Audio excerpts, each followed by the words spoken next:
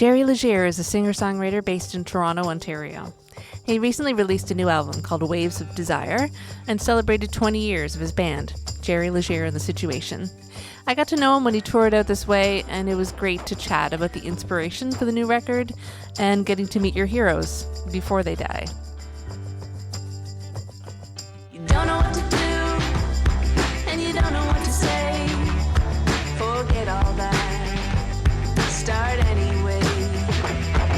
Spark that fire and build it high and watch it burn. Then let it die. It's really nice to see you. It's been a long time. Yeah. Good to see you too. I know I haven't made it that way in since before COVID. Just Yeah. haven't been able to make it work that I can get out there and do a tour that's you know is Worthwhile. realistic enough in my advancing years. Yeah, I hear you. Yeah. Well, let's talk about the new record because it's really exciting, and was really happy to listen to it. And there's a new vibe on it for sure. Like Yeah. it's still Jerry, but yeah, what you wrote in your bio about really wanting that 60s, 70s pop kind of sound. Yeah, you got it. It's there, but it's the same kind of it's the same kind of stuff. But yeah, whole new vibe. How do you feel about it? Well, um, it's like you said uh, it's still me because I traces of what I've done on this new record have been on all the records, really. It's I want to get that feeling that I get from listening to music that I've heard all my life, the music that I first heard when I was a kid. Like that's part of my musical DNA. So there's been, little bits of that have always been there, but on this record, I just went full on, on Mhm. all 10 tracks that I wanted to, as my buddy Julian, who is over in Germany and played on the record and co-produced it with me. He kept saying this is an album of all hits. Every song is a hit, and in a way, we kind of, approached it that way, like how back in the day you would, well, not so back in the day, obviously, pop music from the '60s before it became about albums, it was really singles, and a lot Right. of albums would just be filler and stuff like that, but then when it got to the point where, say, for example, Rubber Soul or it starts turning into that, every song, matters, and every song you're trying to make that the best that it possibly can, like it could be the greatest song in the world, it was that kind of mentality, and that's why I carefully selected what songs we were going into. They all had to have a similar vibe if it was, like a catchy chorus or some kind of, attractiveness that made the 10 tracks, mesh really well together and would allow, the kind of production that I wanted to go with, the kind of arrangements, the kind of textures, you Yeah. can't do that with, every song unless you drastically, change the song, but I didn't I wrote these songs in that kind of headspace anyways with that kind of sound, so Yeah, cool. And that's different because I think a lot of people never make an album like that. Like they've written a bunch of songs, those are the songs, and they just work with those songs to make them into a record, but to carefully choose exactly the ones that are gonna fit with the vibe that you want, I think that's super fun and super cool. yeah, and, most of them were written, around the time of the record. There's a couple that I've been hanging on to because I knew that they didn't fit, you know, the Nothing Pressing record or the Dawnlands record, or so I just kinda kept them in the back pocket waiting for, that opportunity where I heard where they fit, and yeah, Another thing that I think about is, I don't know how other people feel about, the Big Star records, especially the first one, number 1 record. Mhm. I listened to a record like that and also the first Dwight Twilley Band record, which I think is Mhm. way better than the Twilley Don't Mind record. I'm always recommending, Sincerely, that's what it's called. I think that's, like, a perfect, power pop, pure pop record, and those records, the thing that I find so fascinating by, listening to number 1 record is it sounds like it's like they they they they tried to do everything they've ever wanted to do because they weren't sure if they'd be able to do it again. Right. Yeah. And, all those little tricks that they learned from Beatles records and Zombies and, all that stuff. It's like, "Well, let's try it on this song. Let's try, this idea on that." I kind of had that approach with Ways of Desire. That's like, there's all this stuff that I've really wanted to do, like, full on. And when you're working with other producers, which, I've really enjoyed the people that I've worked with through the years, and that's why, sometimes I've made multiple records with them. But, you still have to, make compromises. Not compromise the music, but, Yeah. I would still Can't do get it all. whatever I wanted, but sometimes Mhm. you'd have to, like, fight a little bit. You'd have to, Yeah. they may think, like, "Well, I don't think that's a good idea." And it's like, "Well, Mhm. let's try it because I think it is." It's like this record, I didn't have to do that. I didn't have to bounce Yeah. any of these ideas off anyone else. It's just like, "I wanna do this, and this is exactly how I wanna do it." And I don't really I'm sure you could come up with a different, whatever, bass part or drum part or keyboard part or whatever, but Yeah. I There's wanna always go more with parts. this. Yeah. This is what I'm hearing in my head, this is what we have to do. So, it was really nice to do that, and I think, like, the what my feelings towards, the Big Star records kind of influenced that of, like, I just wanna try whatever I've wanted to do in that kind of classic pop sensibility. Mhm. Yeah. Yeah. And the studio you were in sounds really cool too. Like, was there a bunch of vintage instruments in there? Like, what was the vibe in that place? Yeah, it was a mixture of, older and new equipment, like, my vocal mic was some, old '40s German microphone and, they had different old analog synths that we used on the record.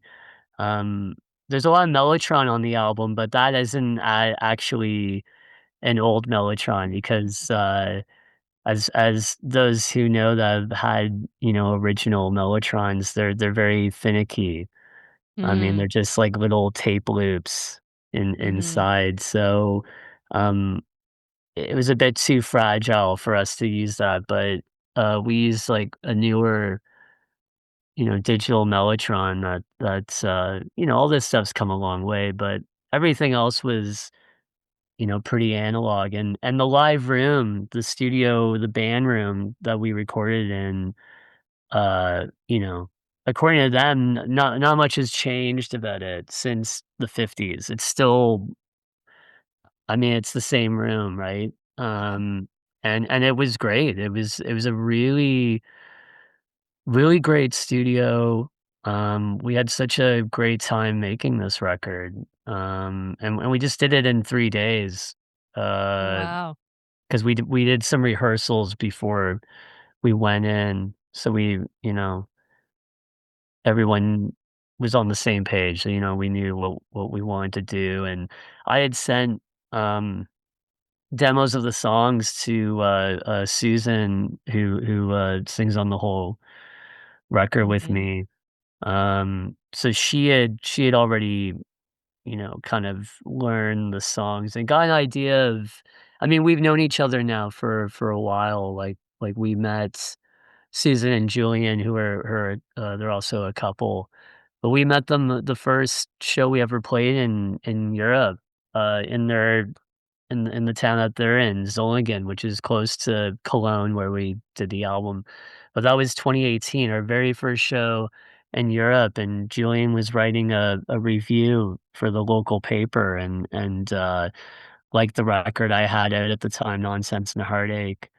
And, we just instantly clicked, the 3 of us and the band, we're all friends with them and so we've sang together, on different tours, just a few songs, she get up on stage and we do a few things. So she kind of knows my vocal style and inflections, and I told her that the only direction I gave her was that I wanted close harmonies like the Everly Brothers, Mhm. and yeah, I mean, with the exception of, like, one song, because she had to split, our vocals, together are all live, in the studio. Wow, they sound amazing, yeah. You know Yeah. how I love harmony singing. Oh, Her voice yeah. and your voice really match well, really well. Like, yeah, yeah, Yeah, like somebody thought that it was me harmonizing with myself, and I don't even know how to do that, I'm not, I admire that. I admire harmony singers, but I don't have the ear for it. But Mhm, she did such a great job, with just matching me. Um, but yeah, and that was the studio that they had recommended, Julian's drummer,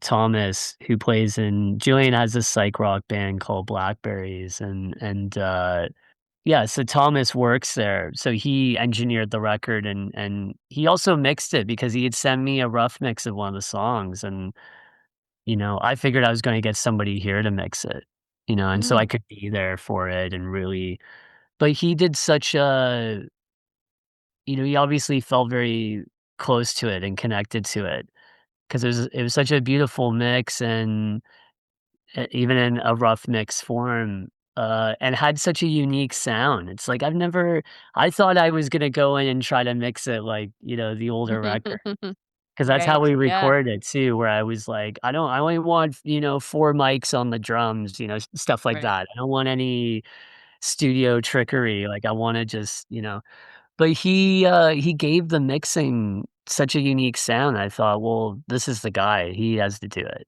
because this just gives it its own quality to it that I haven't heard before," you know?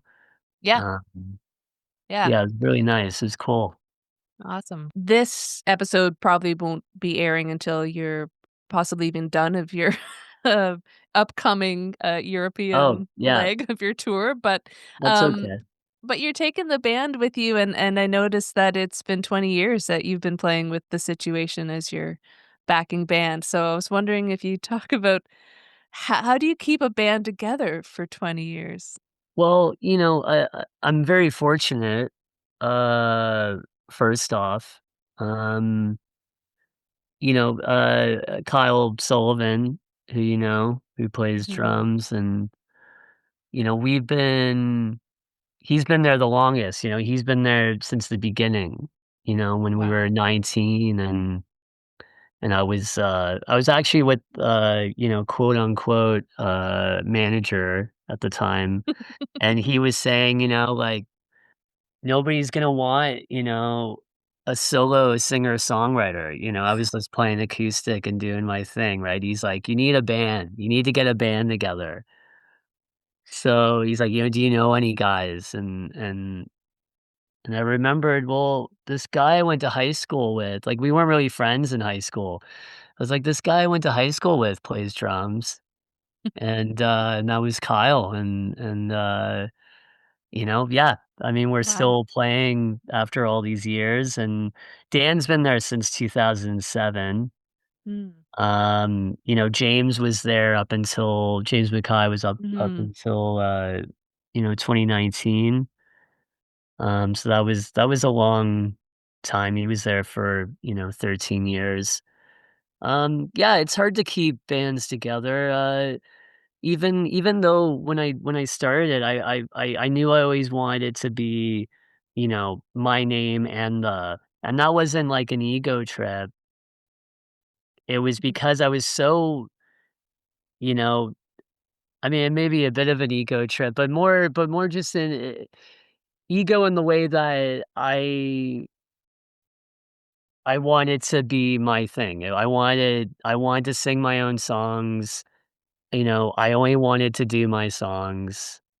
I Mhm. wanted to make the music the way I wanted to make and didn't wanna have to run it by, like, a committee, Yeah. So I just knew that I always wanted and also, like you said, it's hard keeping bands together. I didn't wanna deal with, you know, those politics, and I didn't wanna Yeah. deal with, like, members leaving, and then it's like, well, is this really the same band, you know? Yeah, exactly. Uh, 'Cause I mean, our first bass player was just there for the first 2 records, Mm, and, and then that didn't really it wasn't it obviously wasn't what he wanted to do, uh, so that's why I set it up that way, but having said that, it does become a family, and I'm, like, I'm pretty, I'm open to suggestions to a certain extent, and I also have a lot of respect for the guys that I play with, and it has to be a good hang, and mhm. as well, and yeah, there has to be that mutual respect, for sure. But yeah, it becomes that kind of Tom Petty and the Heartbreakers, E Street Band. It does become that thing where the band is really important, and it's important to me as well, and I think, we're another reason why I feel very fortunate is that, you know, those guys are all, they have that belief, you know, Mm, mhm, and they have that belief when I'm kinda losing it a bit, mhm. because the pressure all the stuff that, is on your shoulders when you're steering the ship, this business beats you down, it beats you down, Yep, yep. you get back up, it knocks you down again, it's very you just get, like yeah, it really it beats the shit out of you, mentally and physically and financially unless you get lucky, but, I haven't had a lot of luck, I think, over the years, but And yet you're I still here. but yet I'm still here, because I love it so much. It's very much it's who I am, and the 20th anniversary is really, 20 years of surviving, that's how I see it. It's like that's what we're celebrating. I've had no commercial success whatsoever, and I've had very little industry support. So it's 20 years surviving in spite of all that. Yeah. Yeah. And, so I am proud of that, for sure. It's funny because I do have a question here called it's how do you manage the ups and downs of being a musician physically, emotionally, financially? So I think you Yeah, kind of drugs answered and that one. alcohol. And leaning on your band. Yeah, I Um, mean, well, Kyle, has always been a very optimistic guy, mhm, he kind of yeah, it's like who's around you, I have an amazing partner, Katie, she's very, supportive and loving and really, like, "This is what you do, this is who you are," it's mhm. like, you gotta keep on keeping on and yeah, I mean, the reward for me is when I get out there and play and there's people there that are really passionate about it, and the reward for me is writing a good song, the reward is getting a record together and getting it out, and, Yeah. You those are can't the do things that that I stuff if you really quit. love. Sorry? Yeah. I said you can't do that stuff if you quit. Yeah, you can't do that stuff if you quit, but Yeah. different times, it's very hard, where you're, Mhm. like, wondering, uh, how healthy it is. Yeah. But when it's really good, it's really healthy, and it extends your life. I think it balances out the not so good times, um Mhm. but you never know what's around the corner. Maybe there will be some big thing that happens. Maybe it will be this record, maybe it won't be, but, uh, It could happen. Yep. it could happen. Anything could happen, we know that. But I think it's still good to dream, I'm still a dreamer and I'm still hopeful, but you can't, like, bank on anything. I don't Yeah. have the unrealistic, you know, um there's still goals and there's still things that I'm hopeful to achieve, but I'm not, you know, I'm not my expectations are different than what they used to be, and I guess that happens the longer you do it and the older you get. Yeah. Yeah, for sure. Yeah. Um, In a broken industry too. yeah, well, yeah, exactly. Yeah. Yeah. Um, when when did you write your first song? How old were you? Were you a young person fooling Yeah. around? Like, were you a kid? Yeah, it was like, well, the first song I wrote that was like a complete song, like words and music, and actually it was like, tuneful. Yeah, I was about 11 or 12, something like that. Mhm. It's a song called The Wrong Way, Hmm, like an A minor, you know, sad. A minor chord thing. Um it was like a Townes Van Zandt song 20 years before not 20 years, but like a decade before I ever heard him. It's like I kind of it was just very dark and very, you know, f I mean, that was probably the first one the songs I wrote before then, I would just put a few chords together to learn how to play, because I Yeah. hated the idea of practicing, so I got my brother's guitar books where they show you how to play the chords and be like, "Okay, today I'm learning, D7 and, G7," or something like that, or today I'm learning, E minor and, Mhm. A or something. I don't know. It's like, just pick 2 chords and make a song out of it just so it Yeah. seemed more I used to do enjoyable. that too. Yeah, Yeah. yeah, Like, that was I the gotta fun way learn to do these, it. so, like, we may as well play them in a song over and over again. Yeah. Exactly, exactly. Yeah. It's a good way to I still think that's a great way to do it, and so Mhm. it feels like you're really accomplishing something, like, personally. Yep. But yeah, that's The Wrong Way song, that's probably the first one that I could still play a little bit of it. Really? That's Not much amazing. of I it, I but can't the ones that I wrote at that age are long gone. But I guess what I'm really wondering is, do you remember how it felt to write a song at that age? And do you think that feeling has changed or if it's still the same? well, at that time, the first few years, I was writing and playing and I was also, fantasizing, dreaming. I was fan I w In my head, I was already John Lennon. I was already something that was, like, important and Yep. I was never bigger in my head than when I was 12 or 13.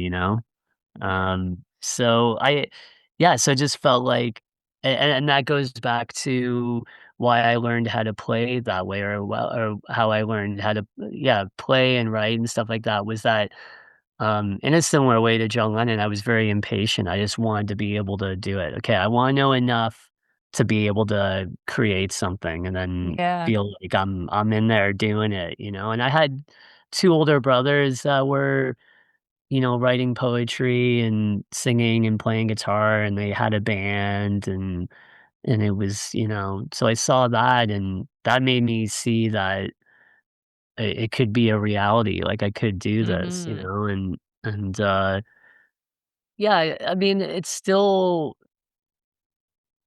yeah, when I write a song now and I know, like, I know it's good right away, Mm. I Mhm. mean, that feels amazing. You feel that sense of accomplishment that it's like, "Wow, this is great." The, Mhm. other songs, they turn out to be great, but I'm not always, like, aware of it at the time. It's like, "Okay, I might come back to that and see if there's anything there." There's certain Yeah, songs yeah. that sometimes there is, sometimes it's like, "Oh, yeah, that is a great song," or it leads to a better song, or it just gets thrown away, or I give it to my other band, the Delphis. Mhm. Uh, so, yeah. Let me ask you this, have you ever put something on an album that you thought was, like, the weak link that you were like, "Maybe that's" you're always kinda wondering, does it but then, other people were like, "That's the song." Like, it just pops out and Yeah. it becomes the favorite. Has that ever happened? Yeah, actually recently because of the, 20 years and stuff like that, I was listening to some of the older records, and my first album, there was a song on there called Player Piano, and it was the only time that I felt like I wrote a song that was, made to order. Again, this manager that I had at the time, he was like, "Yeah, these songs are great, but, we need one that has, like, a hook." It has Mhm. its, like, really so I went and just knocked off this song Player Piano, and I just always felt like that, for years, I would say it's like, that's the only song that I regret putting on an album because I wasn't particularly fond of it. I was basically, like, asked to write it, and I put Mhm. it on, and it didn't even matter anyways. Right. You Yeah. learn that lesson. Having said that, I recently listened to the first album, 20 years later, and I'm like, "That song Player Piano is better than half this record." It's like my opinion on it has changed, you know? It just Yeah, has yeah. this energy, maybe because I was, pissed while we were doing it, it just has this, kind of, piss and vinegar energy, which is what that album kinda had, like, 19, like, gonna take on the world, Mhm. Um, yeah, other than that, I mean, you do go back and I'll hear, like, outtakes, like, I'll go back and listen to some songs that didn't make the albums, and I'll think, "Well, why did I leave this off?" Like, what Yeah. could there I start looking at the album and thinking like, "Well, maybe that could have gone here instead of this other song." But, when you're sequencing these records, it's as you know, it's like it's a story, it's a feel, it has you wanna have a certain flow and songs that kind of exist with each other, and that's why sometimes, like, the best song, that you recorded for that record doesn't go on because it just didn't fit with everything else. Yeah. Um, Yeah, exactly. but I think for the most part, I'm pretty happy with, the way things came out. I mean, there's always some songs you know, uh, especially on the first couple records where I think, like, obviously lyrically, it would be different, maybe it's like a different viewpoint, maturity, all that stuff. Those records had a lot of stream of consciousness and just things that, you know, one cool words to rhyme together or kind of like off the wall ideas that I feel like haven't aged that well. Um, or I couldn't really explain what I wanted to well enough in it. I just didn't Yeah, you have didn't have the the tools. experience yet Yeah, yeah. to so there's a bit of that, where there's certain songs where, if I worked harder on that, it could have been a little bit better, but I'm not into going back and kind of, rewriting stuff. I also think of records, especially those early ones, I think of them as real documents of where I was at, and I feel that way with the singing too. I think I became a better singer over the years because I became less thinking that, I just want it to be a document. So it's like, if I don't hit that note or if I'm, sound a little off here or what, that's just where I was at in that moment, Mhm. that real Dylan, Neil Young kind of Yeah, way of making records. And I like that. And I've made those albums and I still make those kind of albums with my side projects. But for my own albums, I like to know how I want to sing it now. Like yeah, I'm not just gonna sing it however I'm singing it that day in the studio. It's like now yeah. I wanna have an idea, um, of what I wanna do, and obviously Ways of Desire, is the most that I've done that, where it's like the arrangements are very intricate and stuff like Mhm. that, but very much still live off the floor, which is what I've always done and how I like to make the records. Yeah. A couple of years ago, I found a bunch of older recordings from, like, I don't know, 25 years ago or something, and I listened to them, some of them, and, I was these were just, like, me and a guitar in my friend's attic, kinda thing, Yeah, it's surprising. I was like some of them I was like, "That's actually a really good song. Why don't I ever play that?" But most of the time I was like, "Ooh, I really didn't know how to play guitar very well," or, "Ooh, I really didn't know how to sing very well." Um, but now I'm with you. There's feels like there's something changed. I'm like, "You know what? I wanna do it the best that I can, basically. yeah, What's gonna yeah. serve the song the best way?" And it's all part of it. When before it was kinda like, I wrote this cool song, I'm just gonna play it, and that was as far as I got with the the planning of how it was gonna sound. That's right, yeah. And, you could come back to those songs, like you said, some of the, "Oh, well, this is really good. Why did I kinda leave this behind?" And, Mhm. you can blow the dust off it and, and bring it back out, and maybe some of those songs, you connect with them even more now than you did when you wrote them 25 years ago, it's, There's a like, couple that that that make a can lot of happen. sense, yeah. Yeah, exactly. Because as writers, I mean, a lot of times you're writing in the moment, and you're not hyper focused on each line, it's Mhm. like you're just letting it all out, and, there's plenty of songs I've written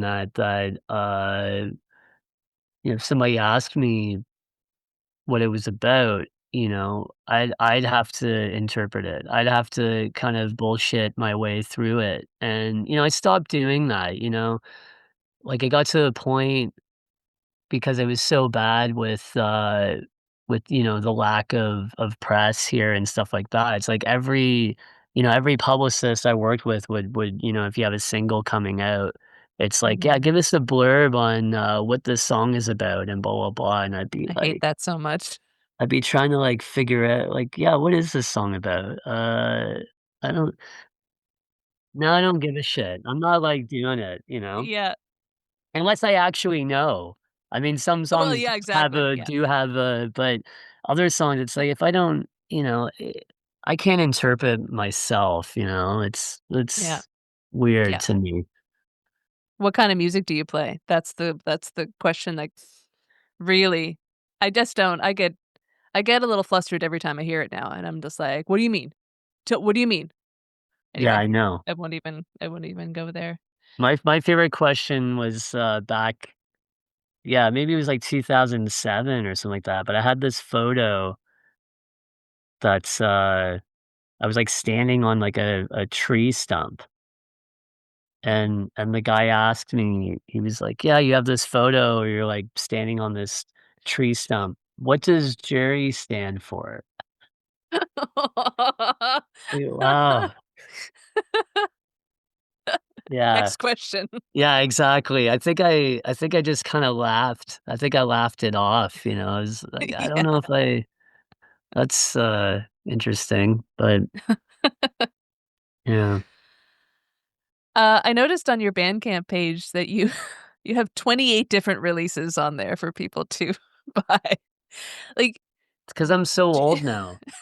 It's but you're younger than I am, they I add think. up, Like, you know? do you just write constantly? Like, is it always flowing? Or do you does it go in fits and starts? Or can you just, like, sit Yeah. down whenever you have time and jam out a few? How does it work? Yeah, I mean, for a long time there, I was pretty much, you know, writing constantly.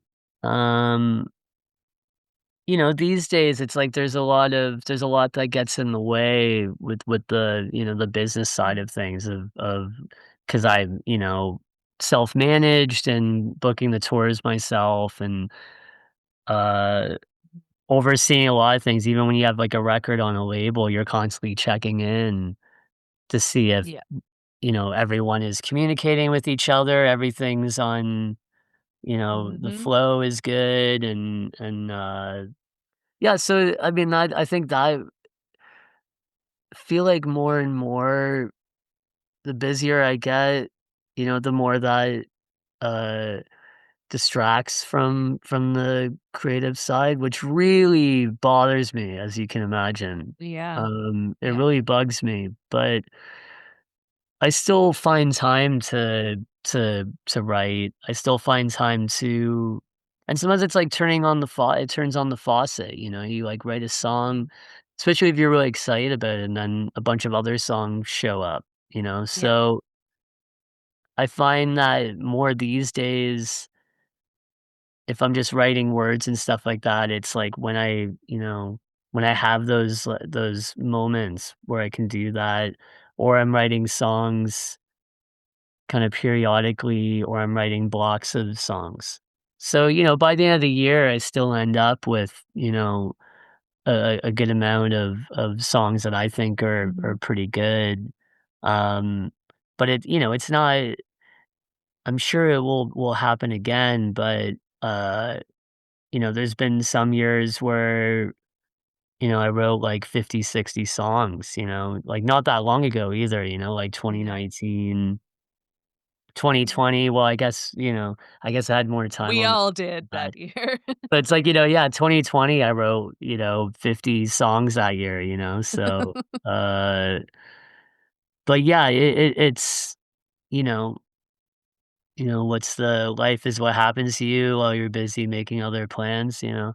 It's like I'm also trying to live life as well, Yeah. a little bit more, you know, Mhm. throughout my 20s, it was like that. It was my part-time day job, doing that plus music, and that was it. You Yeah. know, that was like all my free time was put into the music, Mhm. and things suffered because of that. Yeah. And yeah, you know, it's just that's just what happens as we get older. Um but I still have that, you know, classic a feeling of I guess why I put out so much is I have that feeling of, you know, you put out a record, you tour it a few times, and then that's done. Put out another Mhm. record, tour it a few times, done. Another Yeah. record, you know, it's like that It's cycle, the you know, cycle. Yeah. mixed with the writing, you know, you write a bunch, you record it, album, tour, and it just keeps Yeah. on going. And that's kind of part of my, you know, routine in this. I think that's the only way that I can uh stay alive doing Yep. this. I gotta be in that that routine of it. Mhm. Uh, what has been one of the most unexpected or surprising moments of your career? Can you think of anything? Oh wow, yeah. Okay. Well, well, an East Coast thing, since I'm in Nova Scotia right now for a few days, Mhm. uh, years ago, we were playing the Carlton in Halifax, and, the the guy from Trailer Park Boys who has since passed away, Mm. Leahy, Oh, yeah, right. uh, John Dunsworth, guess his Mhm. name, he came to see us. I don't know if he knew he was seeing us, probably not, but he was there at the Carlton and, he was either drunk or acting drunk. I remember he drove away and, for many years across the street, it was just a hole because they were Yeah, doing yep, that, it took yep, years huge to building, yeah. yeah, so it was just this, like, chain link fence, and he almost, like, drove into it. But yeah, that was fun. I mean, It's uh, unexpected for it sure. was unexpected. It was like, "Oh, this is Mr. Leahy's here." It's just that was kind of So Nova that was Scotia. different.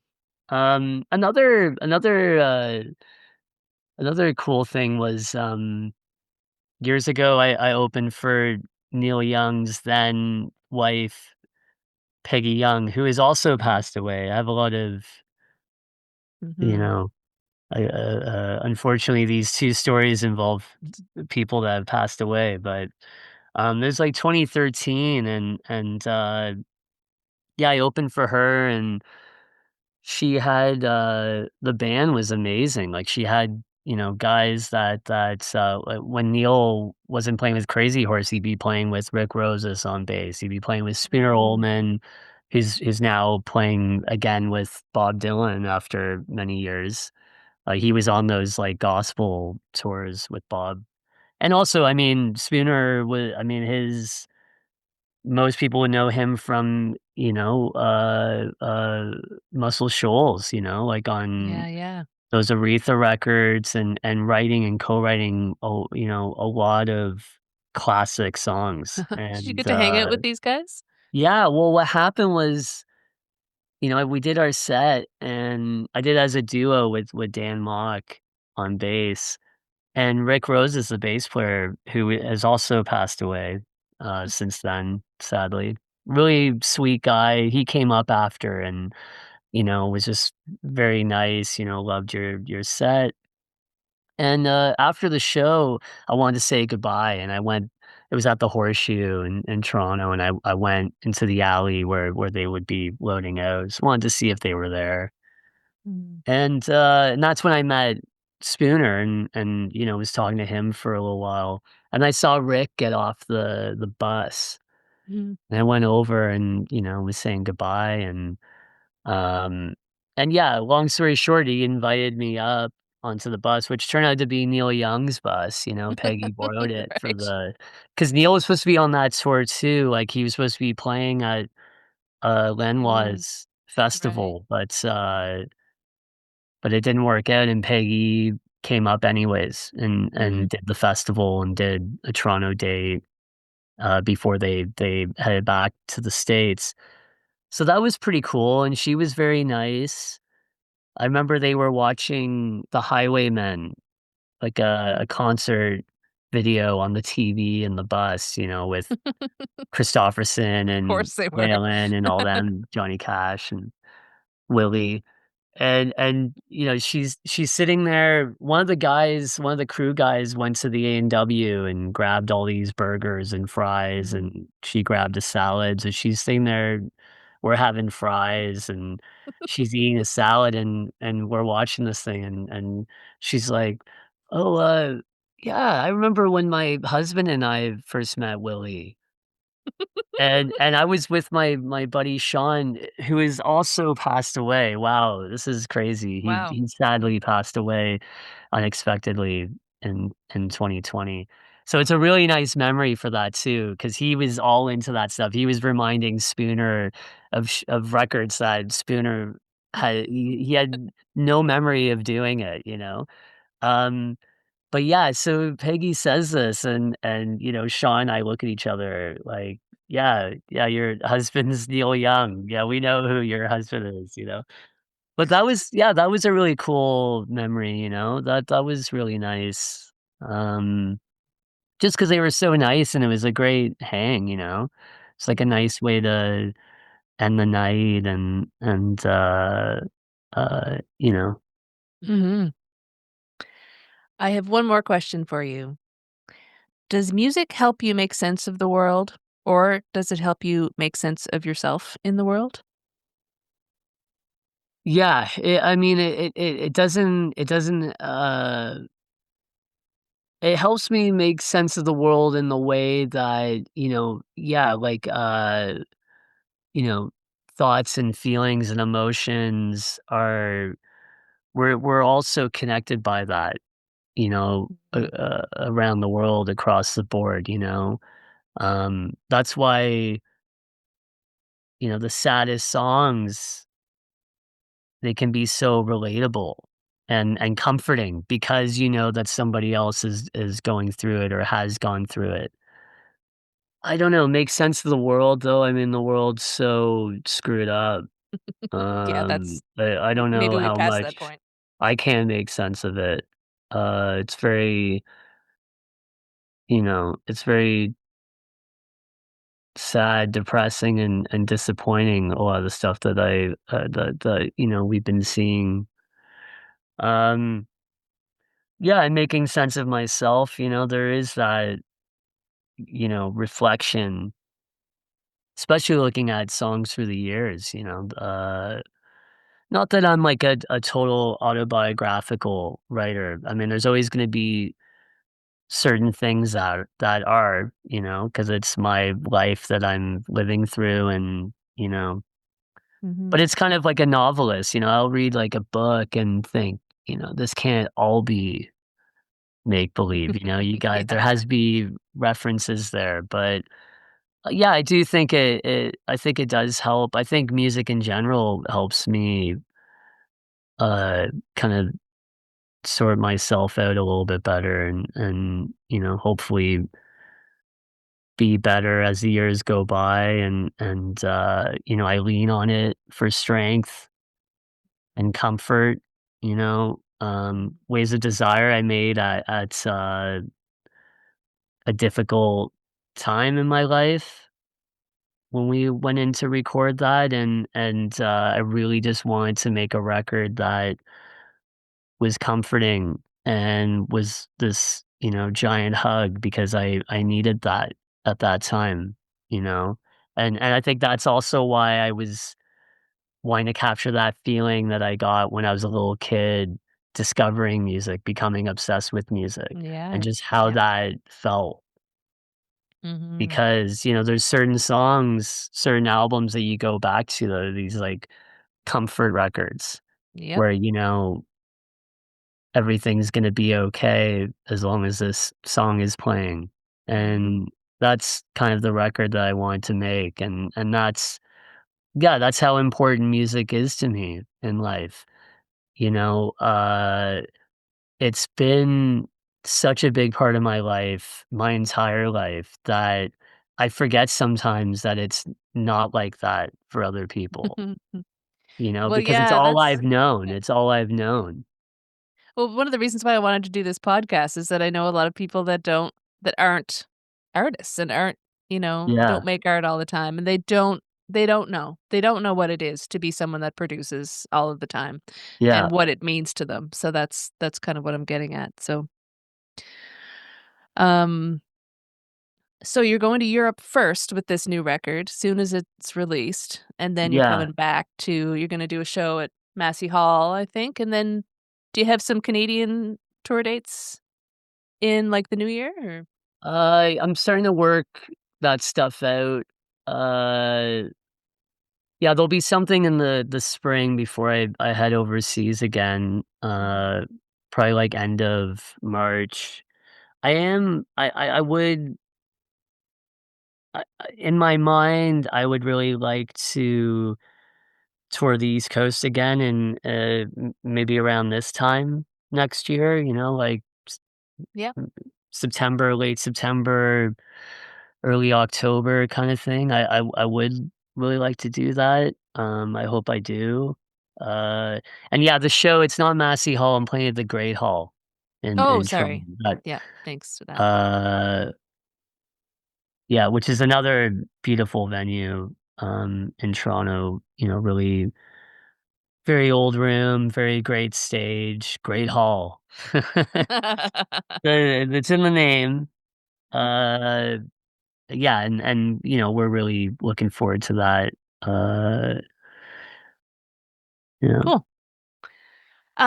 Is there anything else that you wanted to mention before we end?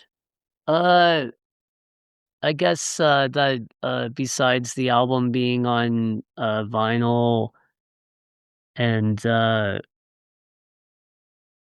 CD, there's also a very limited amount on 8-track tape What? cartridge.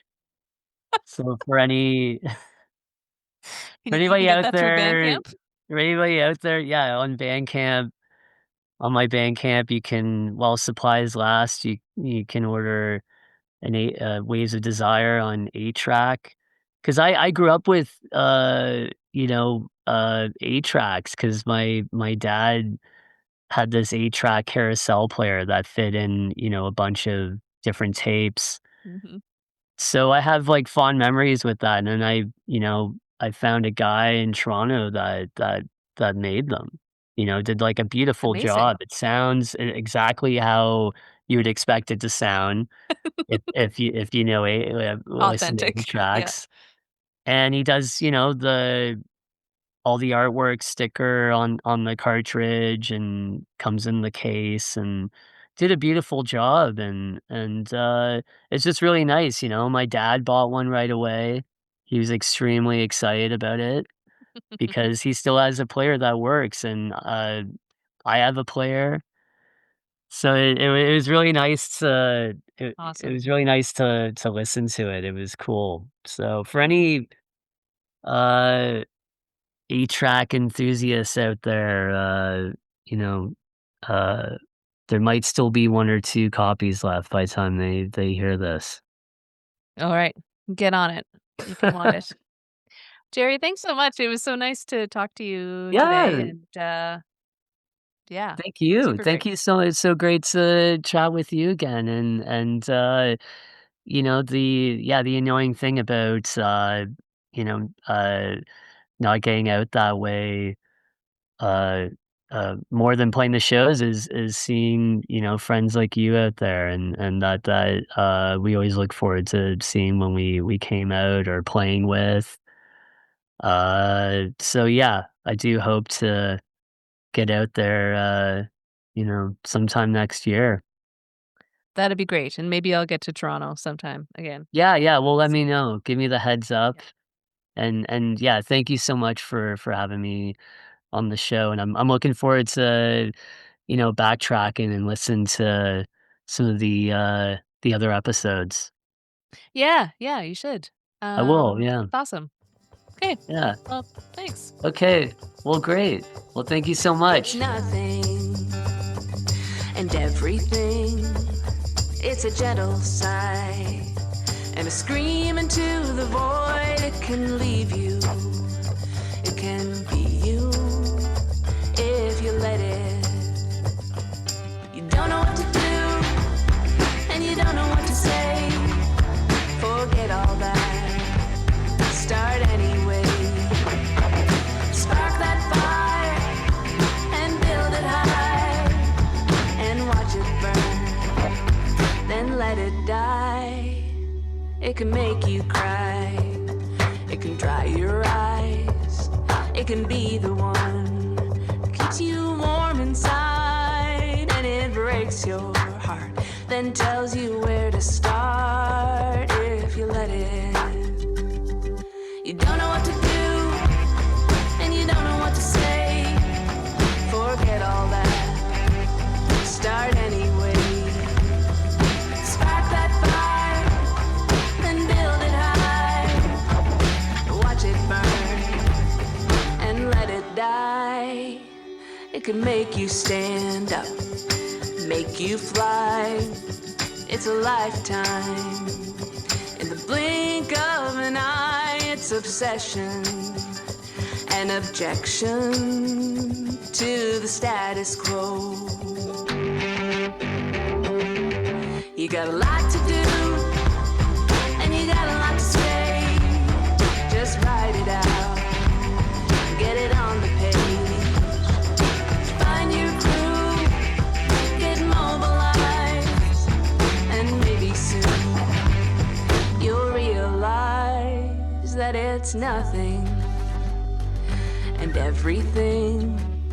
It's a gentle sigh and a scream into the void. It can leave you, it can be you if you let it.